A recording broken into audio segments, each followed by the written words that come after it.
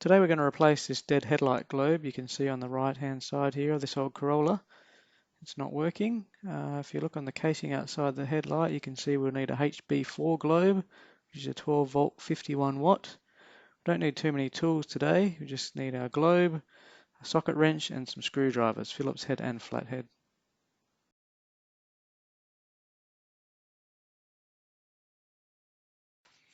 Okay, first step is to undo all the screws and bolts. So there's a little plastic screw down here which I'm unscrewing first. So I've got my Phillips head screwdriver to do that. Pretty straightforward. And round it goes, anti-clockwise. Now we pop that one out. And there it is, very exciting. Yep, we've all seen one of those before. And then we got the two hex bolts there. And turn that socket wrench to the left for loose.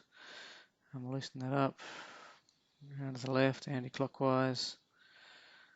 And again, very exciting. Once we get that out of the way, then we've got the one more on the other side of the headlight casing. And we'll get there. We're getting there. There it is. Yep. And we undo that one as well. And we keep going, left, take it out, and now we can remove the casing.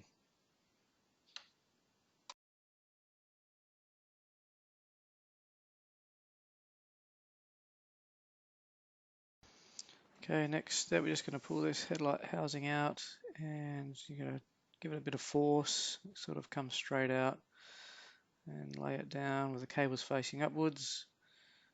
And that one on the right, you can see there, that is the actual headlight globe, so that's for the full beam. We're going to have to pull that out first, so it actually turns to the side. Some little tabs there, so we turn it, I think it's about 45 degrees. Pull it out, there's the old globe, the one that's not working. And then there's a little plastic tab, we're just going to stick our little flat screwdriver under there, and that pulls off. So we get rid of that old one, that's no good. And then we're going to grab the new one, stick it in. Make sure with the new one that you don't touch the glass, it's very important. If you do touch the glass, I think you've got to use some methylated spirits or something. So you could use gloves if you wanted to, just to make sure you don't touch it with your fingers. So that pops in, it should click back in, and then you just got to fiddle in properly where those little tabs are. There we go, and turn it back into place. It'll click in, and then you're done.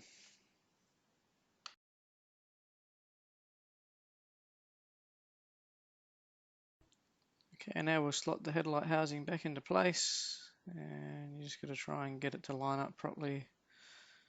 It's a little bit tricky, but there it goes. And then we're going to put everything back in. So there's our hex bolts, and just put them in by finger to start if you like, just to get them in place.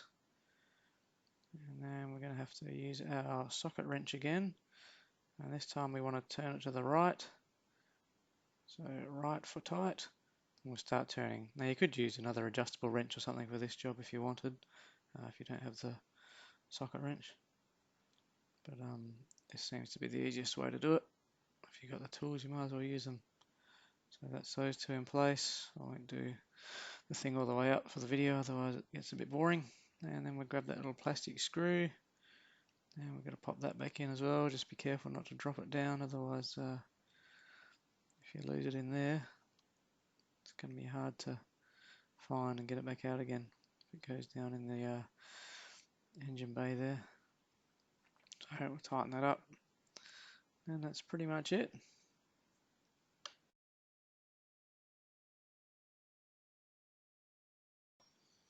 Okay, we're done. So let's switch those headlights on.